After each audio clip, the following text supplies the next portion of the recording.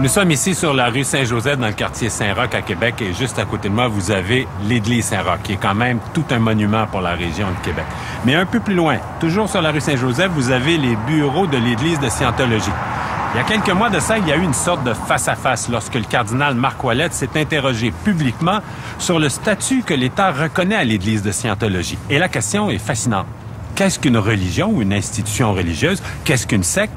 Et est-ce que l'État doit faire une différence entre les deux?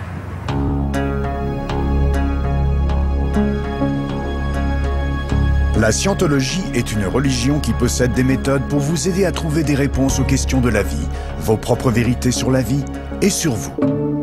Au Québec, l'Église de Scientologie a le statut de corporation religieuse.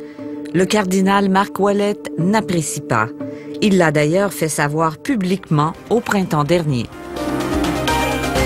Le cardinal Marc Ouellet, le primat de l'Église catholique au Canada, vient de relancer un débat qui fait rage un peu partout en ce monde. L'Église de Scientologie est-elle une religion ou une secte? Je ne suis pas parti en croisade contre l'Église de Scientologie. Il me semble qu'un examen sérieux doit être fait de cette question. Qu'est-ce qui est une Église? Qu'est-ce qui est une secte? Qu'est-ce qui vous fait dire que vous êtes une religion et non une secte? Bien, la Scientologie, c'est une religion qui est très ouverte, qui est très axée sur le communautaire, sur aider les gens. Les scientologues sont des gens qui aiment aider. Et je pense que le contraire serait plutôt un groupe refermé, reclus, auquel on n'a pas accès et qui est plutôt retiré dans une zone et dont on apprend l'existence seulement après les dégâts. Moi, c'est ma conception de ce qui ne serait pas une religion. En fait, l'Église de Scientologie veut devenir de plus en plus visible au centre-ville de Québec. Au mois de mai dernier, elle démarrait les travaux de rénovation de cet édifice, acheté au coût de 2 millions de dollars. Tout l'aménagement a été planifié pour faire de ce nouveau siège de la Scientologie un lieu accueillant et convivial. D'où vient tout cet argent? À Québec, en fait, il y a 1000 personnes qui ont contribué au projet.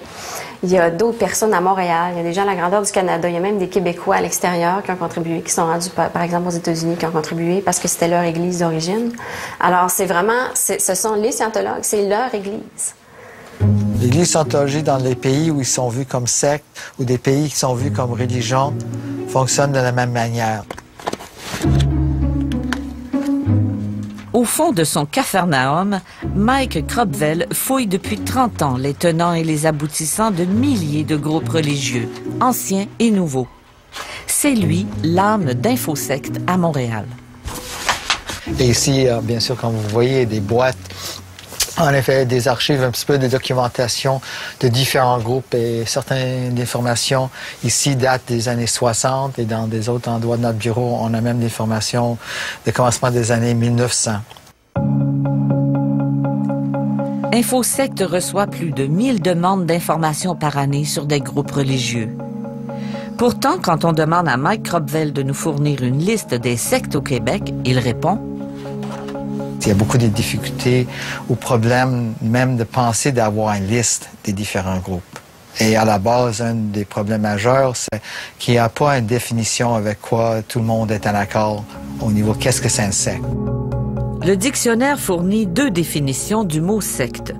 Soit un groupe organisé de personnes qui ont la même doctrine au sein d'une religion, ou une communauté fermée d'intentions spiritualistes où des guides, des maîtres exercent un pouvoir absolu sur les membres.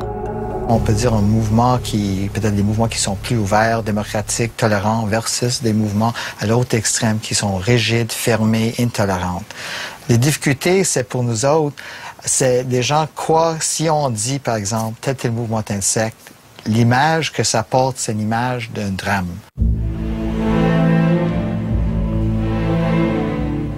La tragédie de l'Ordre du Temple solaire en 1994 a largement contribué à stigmatiser de nombreux groupes religieux en Europe. En France, elle a donné lieu à une loi anti-secte, à la création d'un organisme de surveillance et aussi à la publication de cette liste de 172 sectes. Une liste qui n'est plus officielle aujourd'hui, mais qu'on peut toujours consulter sur Internet. Mike Kropvel n'approuve pas.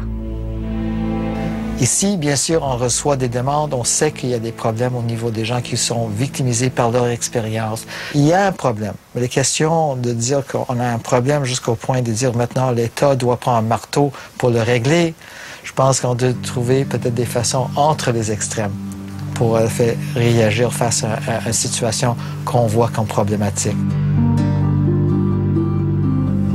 Le sociologue des religions Alain Bouchard n'approuve pas non plus que l'État s'arroge le rôle d'inquisiteur en matière de culte. Certains pays européens se livrent à de véritables chasses aux sorcières, dit-il.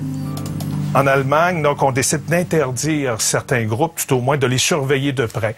Ça amène à des débordements, à mon avis, du type, maintenant, on n'a plus le droit de diffuser les films de Tom Cruise en Allemagne parce qu'il est scientologue. Windows 2000 paraît, on l'interdit en Allemagne. Pourquoi? Parce que le défragmentaire vient d'une compagnie qui appartient à un scientologue. Alors là, on arrive face à mon avis, ce qui est une espèce de panique. Au Québec, c'est le ministère